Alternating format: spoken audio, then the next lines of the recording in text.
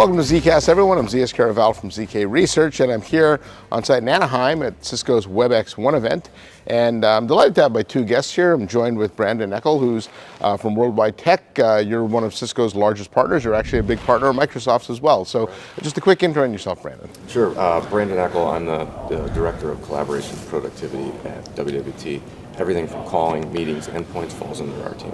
And also joining me is Ilya Bukshteyn from Microsoft. Yes. You know, it's a Cisco event, right? Yeah. I was, wandered into the wrong conference. No, I'm Ilya Bukshteyn. I'm the Vice President of Teams Calling and Devices. So my team works in engineering on everything having to do with Teams as a cloud phone system, Teams on Teams rooms like this from Cisco, and other dedicated devices. And I'm actually honored to be here and love that Cisco invited me. Yeah, well, I thank you for your participation. Now, we're at day 2, 3 of the event, depending on what day you got here. Day 3 for me, day 2 for most people. A lot of announcements yesterday. What did you think of the show so far? I think it's been very exciting. Obviously, there's a lot here for folks that are using the WebEx platform as a whole. For me, the interest is very much in devices like this. So this is one of the many devices, now a full portfolio from Cisco, running Teams, certified for Teams, running Teams rooms.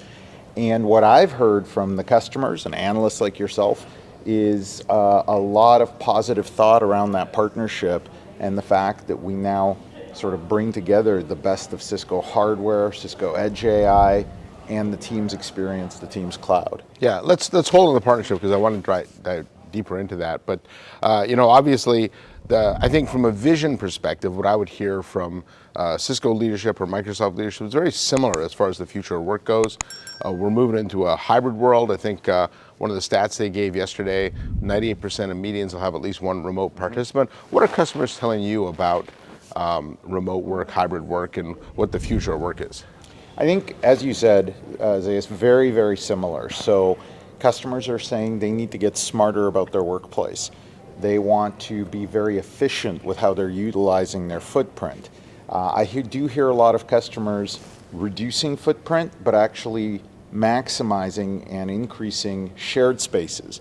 So they want the office to be a magnet. When people come into the office, they want it to be for moments that matter, working together, collaborating, and they want the insight, the knowledge of where are those folks, what rooms are they using, are they having a great experience? And to do that, the other stat that several Cisco executives shared is only 15% of rooms are what I would say truly video enabled with a full system. And as Snorri said, it's not enough to have a screen and a webcam in a room for that to matter. So I think customers are saying they need to increase the level of that experience for hybrid work. And how about you, Brandon? I know you do a lot of work with a lot of big companies, some mid-sized companies as well, but I think of you as one of the premier integrator brands. What are you hearing from customers? And to Ilya's point, is good enough in these conference rooms today? Yeah, I think that's something that we continue to see as a trend in regards to what do I have today, and does it need to be better? And if I have a mandate to bring employees back, if it's a hard mandate, they have to be focused on what they're providing in there. They can't just say, you all have to come back and use whatever we got. They want that specifically as good of an experience as possible. And to your point about integrating those other pieces around occupancy, also CO2, there's really this sort of feeling that, hey, we want the health and wellness also to be a part of that end user experience in those offices. So I hear this mandate versus magnet thing all the time, right? You guys have used it. I see, Cisco CEO Chuck Robbins on TV talking about, what does that mean? Because most companies have tried to mandate. Correct. Right? Yeah, and there's the whole carrot and the stick sort of analogy, and we are seeing in the larger enterprises, especially the global fives, that there is going to be mandates for 4 or 5 days possibly, and they have to make sure that environment is acceptable. Otherwise, there's going to be attrition. Yeah. People are going to go find Yeah. other jobs. The economy is still in a state where there's still jobs out there. So they need to be able to protect that. And the endpoints are a critical tool to get that experience.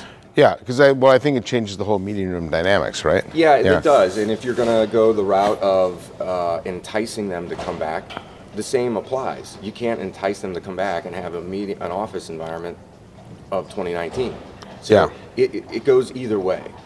Yeah. Now, Ilya, I want to come back to you. Obviously, if people are going to come back to the office, they're going to want collaborative spaces, right? Microsoft's had the MTRs, the Microsoft Teams rooms for quite some time. The Cisco partnership is relatively new, I suppose, when you look at your other ones. Why was that partnership so important? Yes, the Cisco partnership's about a year. And it was important because, frankly, customers were telling both companies they wanted that partnership.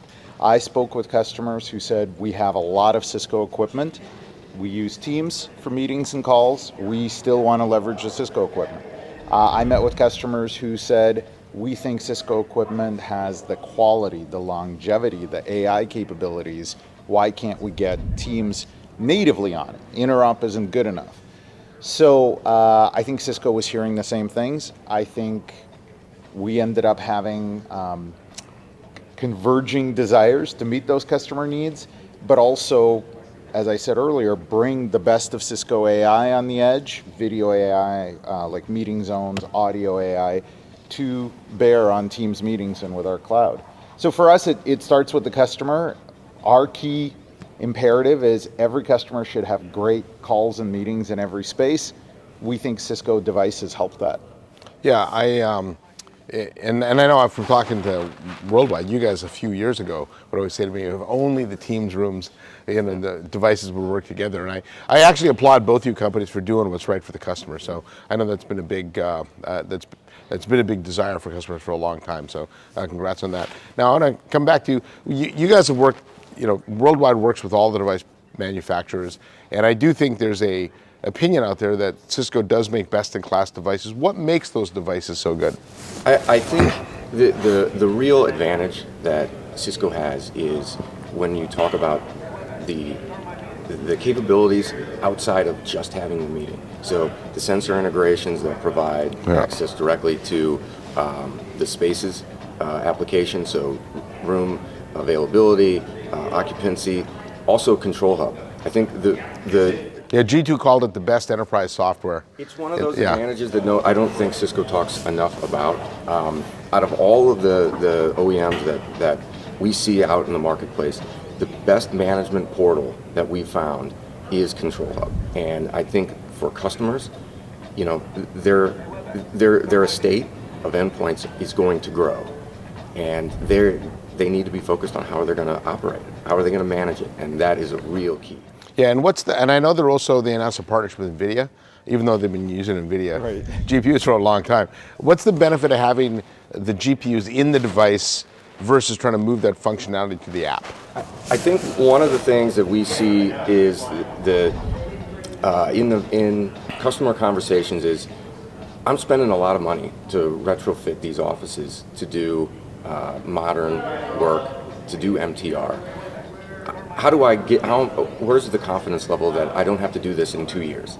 And I think the fact that they're running high-end you talked about longevity, is one of those comfort factors that a customer can have to say, hey, I know this isn't going to be outdated in 18 months and 24 months. So I want to come back to you, Ilya. We talked a lot about hybrid rooms and hybrid work, and companies are going to spend a lot of money, clearly retrofitting their rooms. But when I talk to some customers, they don't really get used. It's not an if you build it, they will come, right? And so what's the best way for customers to think about these rooms, how to use them, and how to maximize the effectiveness of them? Well, I think it starts actually with insights, like we talked about before. So understanding if one room is getting used and another isn't, why is that? Is this room too hot? Or more likely, is something not working in that room? And making sure, again, that you have a room system that kind of tells you that proactively instead of just a display and a camera that just sits there. It then gets to, frankly, I think a lot of emphasis on us as a provider of how do you make this experience consistent with Teams Desktop and super simple and easy, so that somebody walks in and it should be sort of a flick of a finger on your personal Same device. experience, desktop, mobile. Yeah, it has to be so quick and easy. All of our research found that any kind of friction for users just drops off usage dramatically. And Users then- do not like friction, right? They don't. Yeah. And I think we've all become much more sensitive about how we look in meetings and sound over the pandemic. And so having the capabilities to make sure everyone in the room is seen, is heard, the context of the room comes across. Because frankly, if it's worse to be together in a room, people are going to sort of separate and do their meetings from their personal devices. So I think the combination of knowledge and understanding, rolling out rooms that actually work, that matter, that sort of work for hybrid work, and then the platform capabilities. I actually think we're rapidly approaching the point where, they say nothing's like as good as being there in person.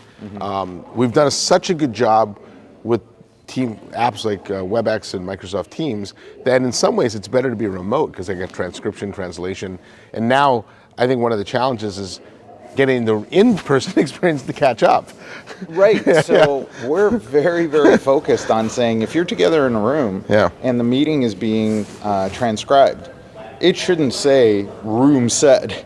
We need to know who in the room said what, so that in our case, Copilot can do a great job of understanding action items and tone and conflict and sort of helping with the overall feeling of the meeting. I think one interesting thing we found is it's this very tricky balance. Like I could put a camera in everyone's face in the room and get a great view, but then if you and I have a camera between us, what's the point of us being in the room?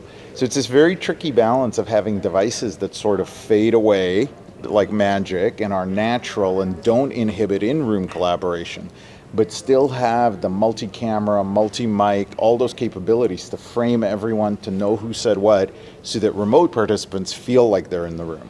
I actually quite like Cisco here phrases it as distance zero. Yes. And I think that's a great marketing term that I might, quote, just not with the Cisco maybe. But. I've actually used the phrase that what we're trying to do is create digital proximity in a world where we're physically distant, right? And so can we use the digital tools to allow us to be right next to each other? And I think they're pretty good now. So and the key, I think, is equating physical distance and remote distance, meaning if you and I are in the same room and you're somewhere else, none of us should feel advantaged or disadvantaged. In-room collaboration, remote collaboration should be seamless.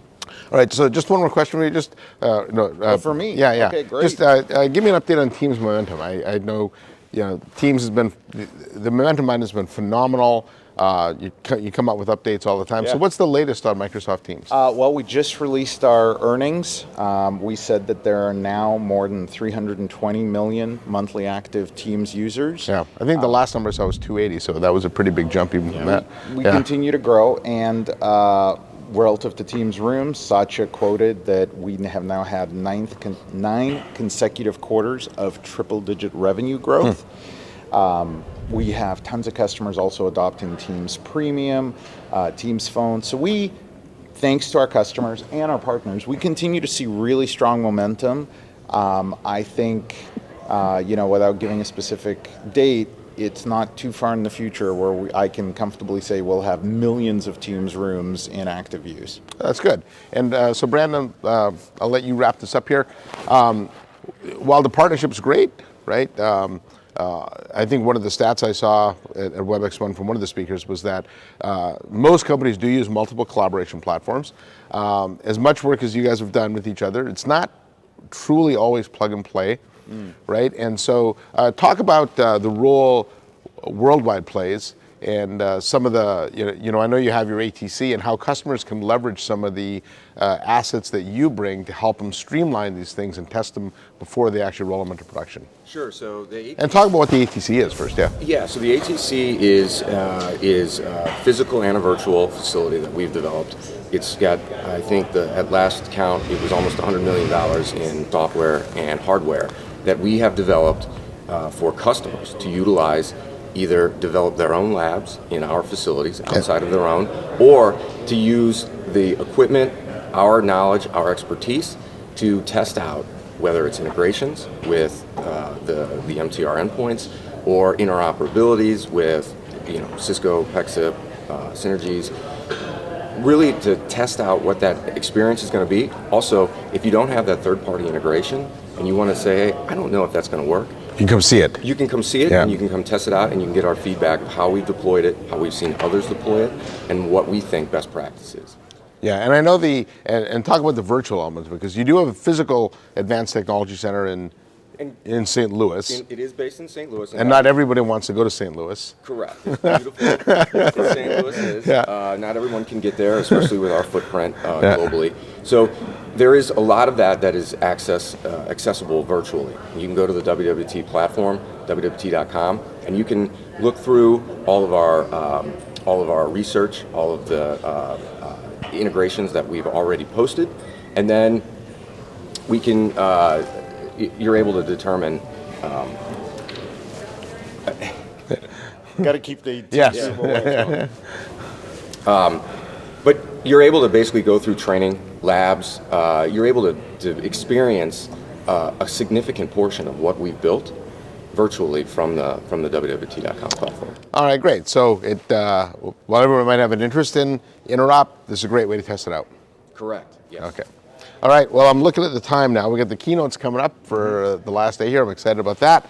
On behalf of Brandon Echele, I'm ZKast Carnavalis, and thanks for watching. Don't forget to hit that subscribe button, and I'll see you next time on my next ZKast.